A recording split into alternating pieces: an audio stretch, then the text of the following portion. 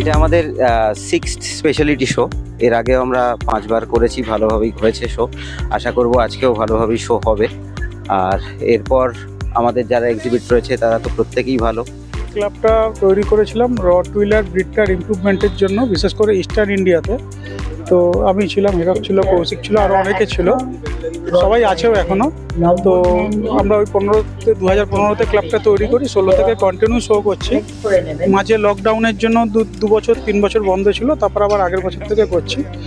এবারে জাজ আমাদের এসছে ব্রাজিল থেকে, উনি রটউইলার স্পেশালিস্ট জাজ। এর আগেও বিভিন্ন দেশ থেকে জাজ এসছে, সার্বিয়া থেকে এসছে, ফিলিপিন্স থেকে এসছে, চায়না থেকে এসছে, ইন্ডিয়া থেকেও 2 বার হয়েছে জাজ।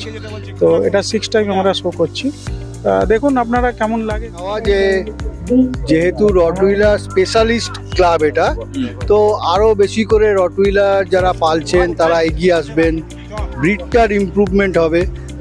এবার আমরা ক্লাব থেকে তো একটা জায়গার পর বিশেষ কিছু করতে পারি না, এবার মানুষ যত এগিয়ে আসবে তত উন্নতি দেখবে।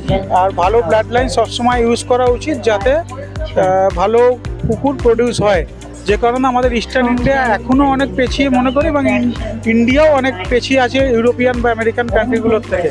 সেই কারণে একটু ভালো ব্লাড লাইন যাতে ইউজ করে, লোকের কুকুর জিতলেই অটোমেটিক ভালো ব্লাড লাইনের কুকুরটা ভালো কুকুরটাই জিতবে, তার প্রডিউস লোকে নেবে, প্রজনীগুলো ভালো হবে। সেই কারণেই শোটা করা, অ্যাওয়ারনেসটা।